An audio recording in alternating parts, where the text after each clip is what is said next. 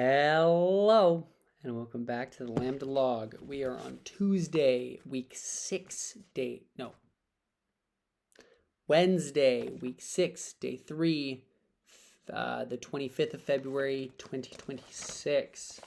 It's a big day, 6 classes, 6-ish classes. I'll get into the why of that. Yeah. So first we had artistic development. We're back at it with artistic development. And we had Spanish Golden Age overview. So I didn't get all the notes, but I got a bit. So I'll just read them to you. So the Spanish Golden Age, there was a big assertion of nationalism, and it's around 1556 to 1681. It's very close to, it began very close to when Shakespeare was doing his stuff. And it ends, I believe, with the assassination of Felipe, or King Philip. Some interesting things geographically is the Strait of Gibraltar, where Morocco almost touches the southern tip of Spain, is 9 miles. It's just a 9-mile difference. So it's wicked close. We talk a lot about how close like Cuba is from the Florida Keys or the tip of Florida. And I think about people like swimming the English Channel. I don't remember exactly the distance on either of those, but I'm pretty sure the Strait of Gibraltar is closer. Pardon my sleepiness. I just spat on the screen. I thought I had something on my shoulder. So Carthaginian rule of the eastern Spain. So that's Tunisia. I don't know how to pronounce it. Tunisia. People here in England say Tunisia. But the Visigoths ruled for a while, and they were a Germanic tribe. And then there were 4 separate parts of Spain. There was Portugal, Portugal, and then Castilla, then Aragon, and Granada. From 1711 to 1492 was the Reconquista, which was fighting off the Moors and others for Spain, right? So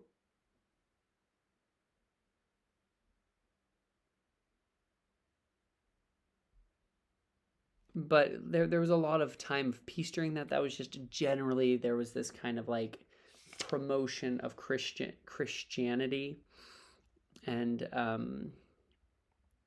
lesser love and involvement for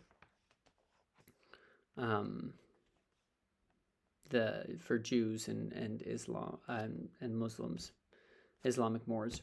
But they lived in peace for a long time, starting in like the 1200s. But the map is shifting a lot. There we have Ferdinand III, and he's an interesting character. His tomb was written in Arabic and Latin, early Castilian, and Hebrew. He was known as the Saint. His parents' marriage was annulled for consanguinity, which is incest. That's making a resurgence thematically. And then I believe his children were, or is this the same Ferdinand? I think this was his children. Ferdinand and Isabella were known as the Catholic monarchs. And Isabella was the one who signed off on Christopher Columbus. Ferdinand rules in Aragon, when he was 17, and Isabella ruled in Castilla when she was 18, and they got married in 1469. They were first cousins, which wasn't too bad as far as incestual monarchies go. They united Spain because he was Aragon and she was Castilla, and so it was the first union of Spain. I was going to say unitedness. Union of Spain. In 1478, there was like an office of the Inquisition. And so this was driving Jews and Muslims out of Spain or forcibly converting them to Christianity. It was to check to see if they were following their forced conversion or if they were not. There was a religious like secret police that actually started in France. And the Moriscos, or the Moors, and the Conversos, the Jews, the converted Jews. So all Jews were expelled by 1492, so if you were still practicing Judaism, and all Muslims were to convert in 1501. So there's this strict religious monarchy and religious expectation of the people of Spain, and it was Catholic Christianity. They had rules of torture during the Spanish Inquisition, which is to... You cannot endanger a subject's life. You're not allowed to remove a limb. You can only torture them once. And if the subject appears to be lying, if they already sustained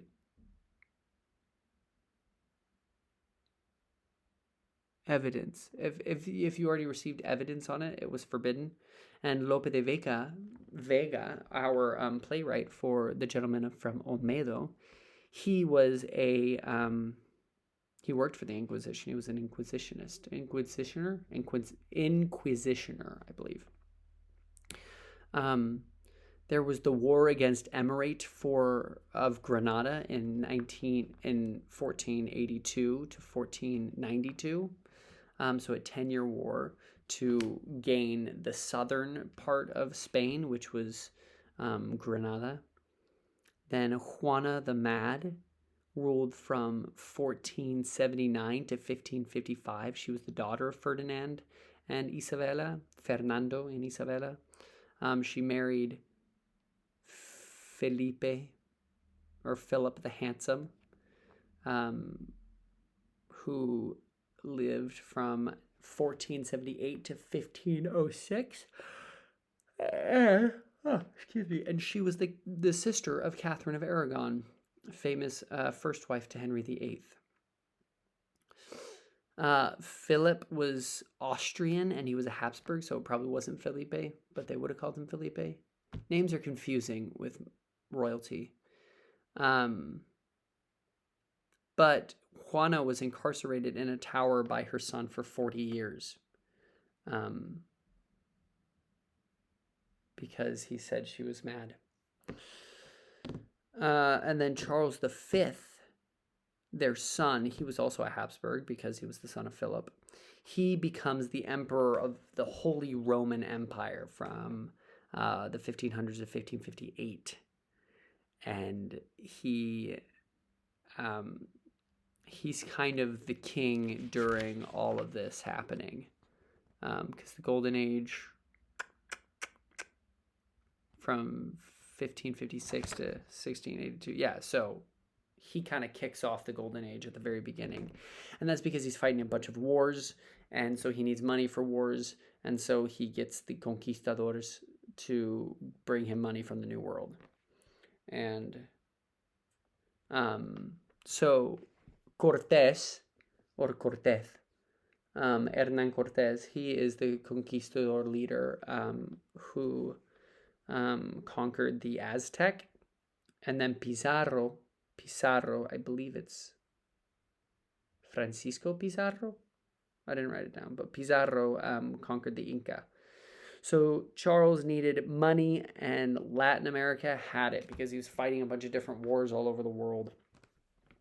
Crazy guy. Philip II of Spain must have been his son. Yeah. Oh yeah. So it's from he was born in 1527 and died in 1598, and he married Mary the First, Bloody Mary, in 1516, who was born in 1516 and lived to 1558. She is Catherine of Aragon's daughter. And so he was the king of England, Portugal, Spain, Netherlands. And he was much more Spanish than his father, right? His father was Charles V, and he was Austrian, and he was like the emperor of the Holy Roman Empire and all that. But Felipe II, Philip II, he was much more Spanish. There are Habsburgs. They're Austrian, right? And there's still some alive today.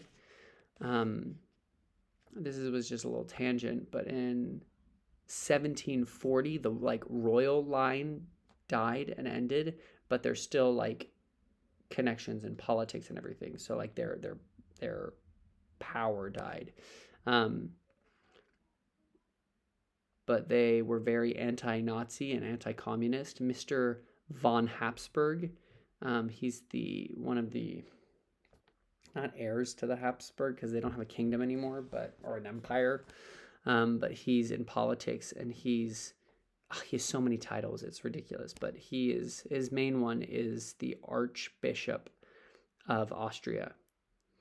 Going back to Philip II, the Philippines are actually named after him.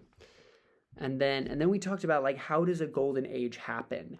And there has to be this outpouring of art and thought and nationalism, and well, this nationalism and Catholicism helped add to it.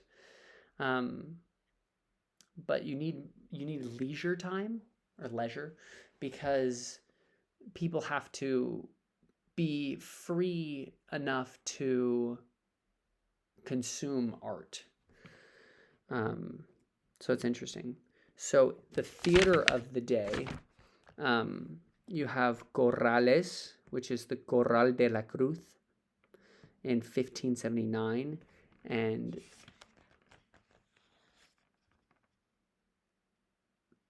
they were licensed in 1603. Oh, the Corrales, so these were theaters.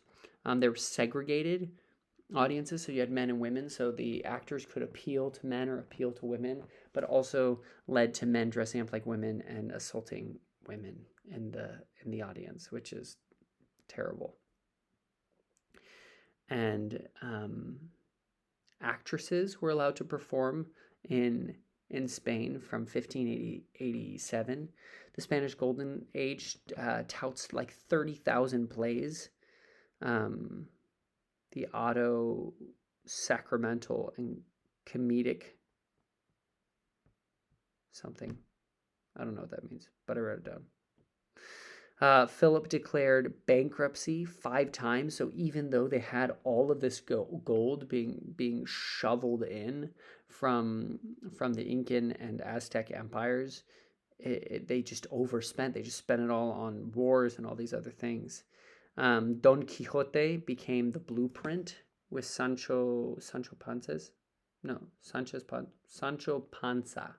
That's what it is, Sancho Panza. And which is like a knight, over-glorious, idyllic knight who's simple and passionate, and his manservant who is realistic and understands a little more. When Lope de Vega's death occurred, they shut down Madrid for weeks. We should read the book, The Thousand Autumns of something by Jacob Dezoit, I think. Yeah, and we just kind of talked about that, and we discussed it. Oh, it was also super funny. Ali is a very busy person, and so he tends to come in like right on time or a little late sometimes. And so all of the lights were off in because we were in a theater for our class. And so we didn't know how to turn on lights at first, but there was some tables set up. So somebody just decided to like put their light under them and like stand like this. sit like this, and we all decided to do that. So when he walked in, he was like, what are you doing? And we're like, thank you for coming to our meeting. And he took a picture of us, and he said, we're awesome. So he likes us. We're probably his favorite ever. He said we made his day for being weird. And then, yeah, and that was kind of the end of the class. But there's this, just like with like the Italian Renaissance and English Renaissance. I don't know why I'm saying Renaissance. That's what the English say. Renaissance. But Renaissance is probably more proper. Anyway, with the Spanish Golden Age, there's this influx of middle class consumption of art and a desire for it, and this economic boom and all of these things that create this. So it's fascinating. Then we had Spanish dance, and I don't know what to show you because we just did very basic things. I'll try my best. But we did a little warm up. Just let's see what I can do. Okay.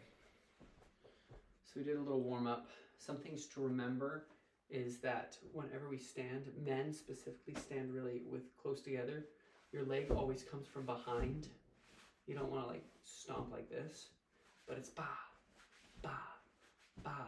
We learned this little move that's a llamada, which is like a call to get you into it. And we also learned bulería, which is another thing, but I don't really remember it. He said, don't worry about it, don't practice it, don't think about it.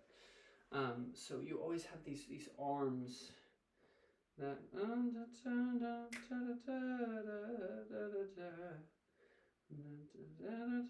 whatever, like, right? The few times that the elbows come in, that's considered feminine versus out. It's more masculine. But I mean, it's started by women with their skirts, so flamenco inherently is kind of more feminine. But so you go like, here, let's see, where can I do this? Here, that's good. So the back leg, you go heel, toe, heel, heel. I have socks on, so they're just going, but toe, heel, heel, toe, heel, heel, toe, heel, heel, toe, heel, heel. And then you like step forward. And there's always this kind of like grounded center of it. You think about like sinking down, not lunging forward, but you come down. And a lot of the time you touch, and then you touch again. And the main move was like, bam, ba. Let me think if I can remember. Come down, back, and then you meet. And it's always thought about on this small area, this small platform, that these things were performed on. So not unlike what I have right here. So it looks very dramatic. But you really kind of are just doing these side steps.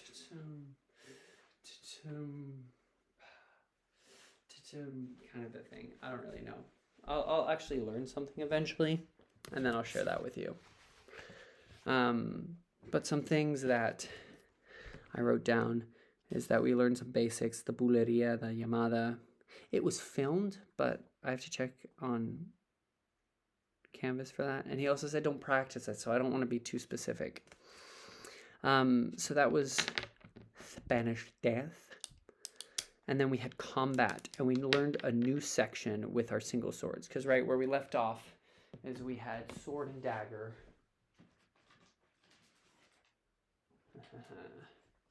Ha ha ha. So back to where we were.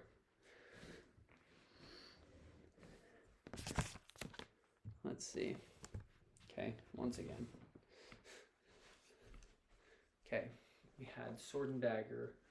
I just come up and then thrust with my swim with that, and then it was brought down, cut. I drop my dagger. So now we're in just full sword. Okay, and that's very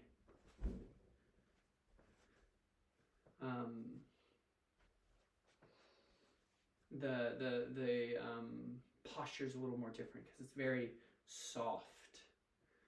I don't even remember if I remember it. But you go here, go to this hip. Is it this hip? This hip. It's blocked. You block it. See if I can remember. We only did it once. It was just a few steps. So I might be thinking about the start of the other one. I think it's here. It's blocked. Then you block it. Then, no, it's here. That's what it is. Okay, so you come here, they block it. Come here, they block it. And then they try to do like the punta reversa. And so you bring it up here. You drop it down to try to get underneath them, but they adjust it. You throw it aside. And then you swipe up, try to slash their head open.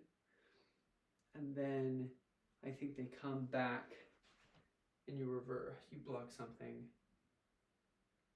And then you come in with the elbow, like the bunt of the blade, and you're like, bah, and you try to cut him in the gut. That's the idea. So it's like, bah, bah. So lunge, retreat. There's another lunge somewhere. I think maybe the other side. And then with the punta reversa, then you block it here. And then you try to get under them, but you can't. So you throw it, and then you swipe. And then there's a block somewhere. And then you go heel, ha. And that's all we went over. So a little bit of that. Back to foil, which is fun to remember and to think about. And that was combat. Then we had lunch. And during lunch, I ate my food. This might have been the day we went outside to eat, which was lovely because the weather was starting to warm up. It's flirting with spring here. There's been some flowers blooming, and it's lovely.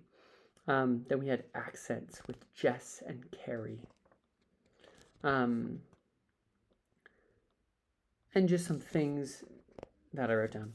Shouting is almost never what an audience wants to hear. That's Jess's opinion, but she holds to it strongly.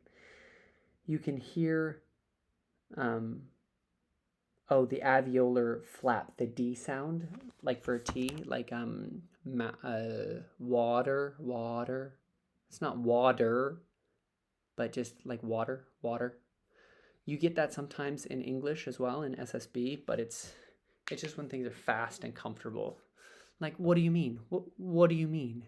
It's not always what do you mean? It's not always what do you mean? What do you mean? What do you mean? Not what do you mean, or what do you mean? What do you mean? Right.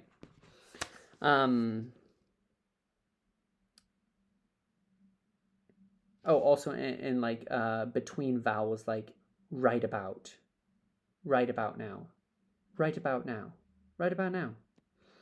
But be wary about when you use it as an American. It's only very casual and comfortable, and it can make you slip into your own accent. So it's helpful to do a wash and general application, and then go into the detailed work of an accent.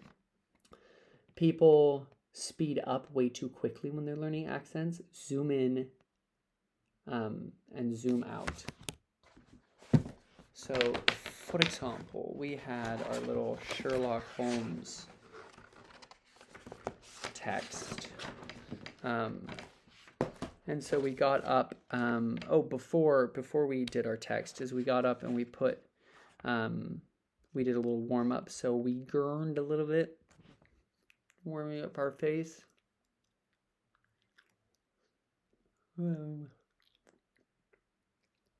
Seeing all the contortions we can make. You know, we added some noise. Right. And then we shook it out. And we imagined the back of our neck and counting those 7 vertebrae. And then some things to remember with SSB is you want a loose jaw, a released tongue, and it's vertical. It's dropped. It's all. Think dropped. Open up the soft palate like a yawn, and think about tumbling forward. So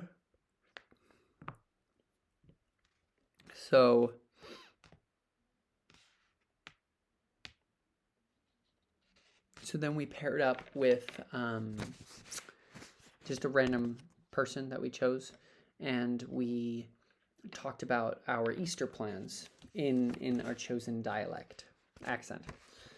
And so I talked about Easter and what I was planning on doing with it, and I talked about how I'm really excited to get home. I'm excited to see Theo and Emma, and I'm excited to watch General Conference, which is something that the church does every April, every time like that. And then we, sorry, my stomach's growling. Probably didn't hear it, but I heard it. It was like, and then we got the text, and then we practiced the text with a partner, and then we all went around and did our text out loud and got some corrections. So I'm just going to read a little bit and then talk about the parts that were pointed out, which is great. You're him. Wrong toilet. I'm a big fan. Apparently. I read your cases. Followed them all. Sign my shirt, would you? 2 types of fans. Oh, catch me before I kill again, type A. And what's type B? Your bedroom's just a taxi ride away. Guess which one I am? Neither. Really? Not a fan at all. Those marks on your forearms. Edges of a desk, you've been typing, probably in a hurry. Pressing too hard, under pressure, facing a deadline. There's an ink smudge on your wrist and a bulge in your left jacket pocket. Bit of a giveaway. The smudge is deliberate to see if I'm as good as they say I am. Oil-based, used in newsprint, and drawn with an index finger. Your finger. Journalist. Unlikely you'd have ink from the presses on your hand, but you put it there as the test. Wow, I'm liking you. You mean I'd make a feature? Sherlock Holmes, the man beneath the hat. Kitty Riley. Pleased to meet you. Pleased to meet you. No, just saving you the trouble of asking.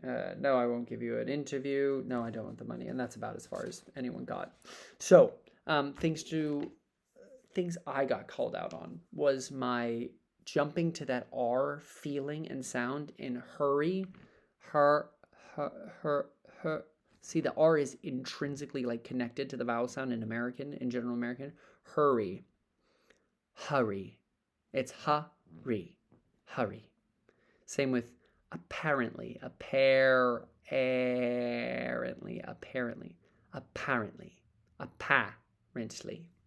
So think of the R not as the end of the syllable, but the beginning of the next one. Apparently. And then also with really. If it was like really posh, it was like RP, it'd be really,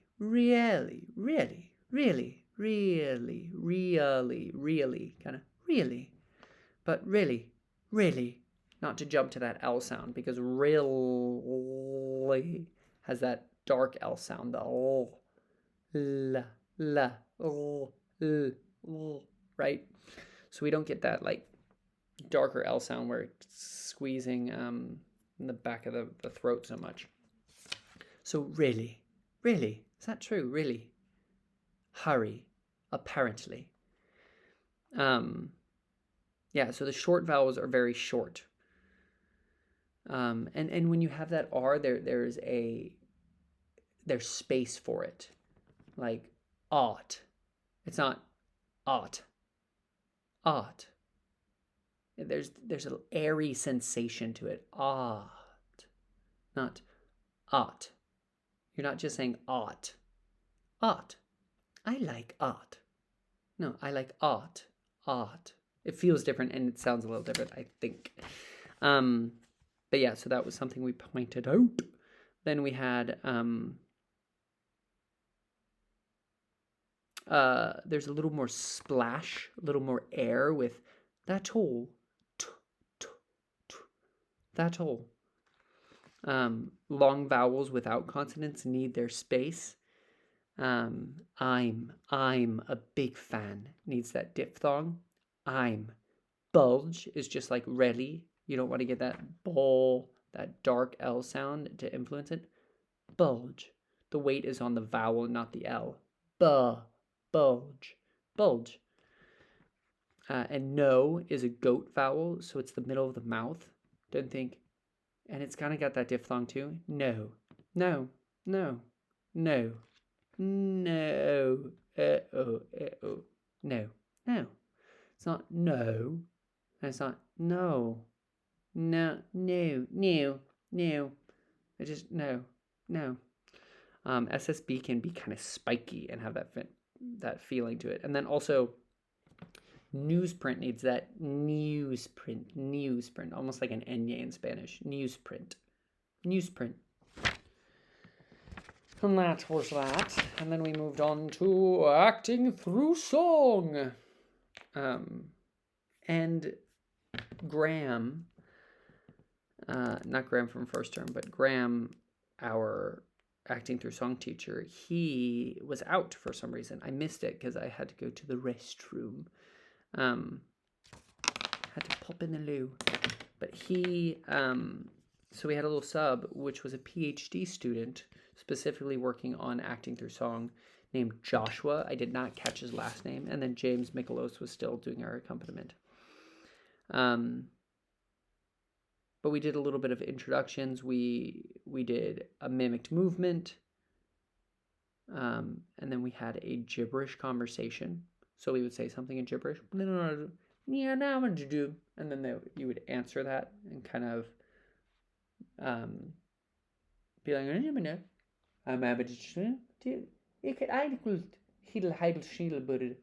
whatever it is, whatever gibberish comes out. And then we did a mirroring thing, just to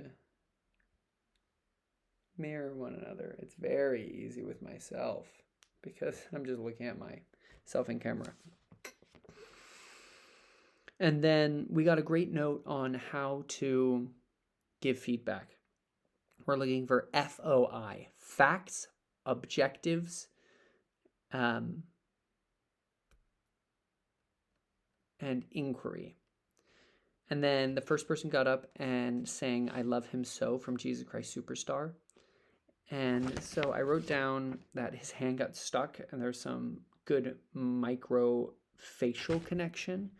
But where was his focal point and who's he singing to? It was a nice voice, strong and consistent. What were you working on was the question after the first one. Like, what were you working on? And how successful were you at that? So looking up to a new spot created a feeling of discovery. So Joshua talked about the or else I'll die stake principle. So how can you elevate the stakes to that extreme? Like, what do you want? What is at stake? And then what does the perfect world, what's the perfect world after getting that objective look like? And what does it look like if you don't get it? I didn't finish writing that. Don't get objective. This is your one chance at love, and if you screw it up, you'll never have another chance. That's high stakes. Then he chose one, the person singing chose one person to represent his lover, Jesus, and then another student stood behind him and would push him forward if he ever went back, because that was an inclination he had. And then he sang again. It had much more increased urgency, confidence in his voice. And then the song isn't really singing to Jesus, it's singing about him. So he picked another person to be like his confidant. And the teacher showed, kind of modeled an example story to us about anchor points with cats.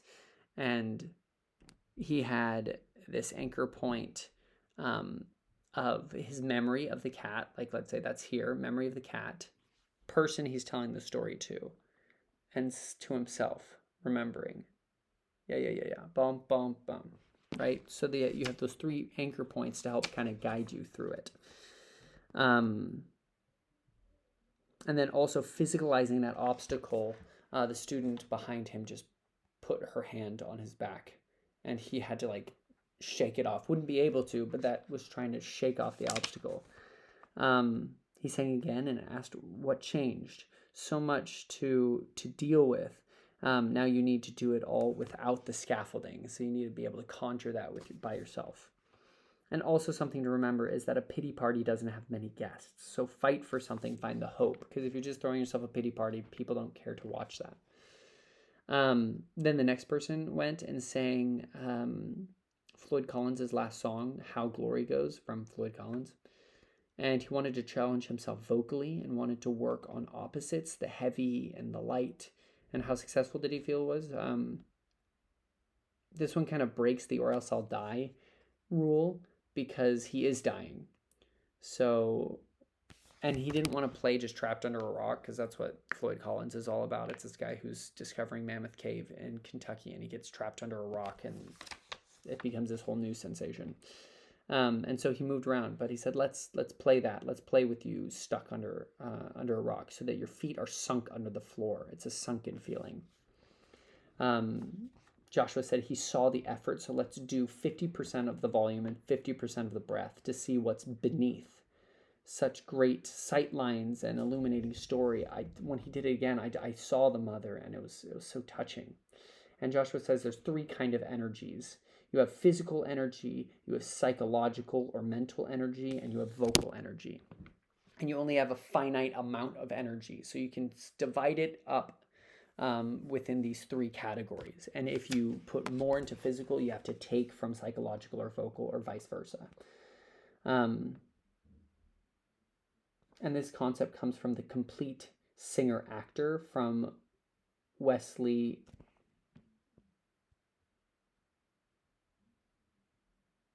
Bodk. Author. Wesley Bodk. Balk. There it is. B-A-L-K. Wesley Balk. The Complete Singer-Actor. The Complete Singer Acting. So you only have so much, and you need to pull down to add another one. And it was this cool concept. And then another person came and sang Foundations by Kate Nash. And such clarity in relationship and confidence in relationships and in portrayal. This actress says, this is not my thing. So she wanted to get lost in the character and not mess up by focusing too much on technique. And so what did we see from the outside was our question. And the partner was so present and real. And it's usually in the air that you get lost. Like the air between the lines and the words, like when you're twitching the note or whatever, that's where you get lost. So the more you extend the notes, sometimes the easier it is. Play with opposites, the humor versus the seriousness. It's funny, but it's also, they're probably breaking up. So playing with that was fun. And then another student went and she sang Light in the Piazza. And she did this great thing where she did sad is happy. And then did this kind of head tilt. Sad is happy. That's all I see. And it's this great moment. And then also there's a moment after she said Fabrizio. That was great. And when I gave that note, because he asked about it, Joshua said, let's rephrase that, because you don't want to point out the physical, an action that someone did, because then they'll try to replicate it and then it might not be real or successful. But the way you responded, or the fact that you responded after saying this, I saw that, instead of because you did this head tilt, I had this response. That way you don't try to replicate things that were in the moment or natural. She wanted to work on the discovery of love, but got lost in the difficulty and complexity of the music. So to better give notes, he said, don't focus on the choreography or the moments, the head tilt. That's what I said before. But how it made you feel. and what I experienced. So get to know the accompaniment independent of your part. When you have complicated composers like Gettle and Sondheim and Jason Robert Brown, it's really a duet with you and the accompaniment. So how do you navigate that? And then, so instead of continuing to practice, she did it by the piano and removed the acting section of it. So she brought the piano and voice together and connected and found the vibe of it. And it's interesting because he really pulled back on the physical and the psychological and just ramped up the vocal energy, or the energy put to the vocal. And because it's such a good song and it's well written, that's sometimes all you need, because the music does a lot of the emotional lifting and feelings. And sing it as a beautiful art song, be an instrument, and see where that goes. And it was lovely. It was truly great. And then, sorry, I feel like I've got boogers in my nose. Then we had movement, but Nicoletta was not here, so she left us with an assignment to do. And we had a student who kind of took charge, which was brilliant. And so we kind of went through some of the elements, light and strong versus heavy, and space as indirect and flexible or direct. Time as sudden or sustained. You can think of that as quick and slow. And then we paired up and we explored that. And so we explored in the space a little bit, and then we paired up and watched each other explore that, and then did it ourselves as well and were observed.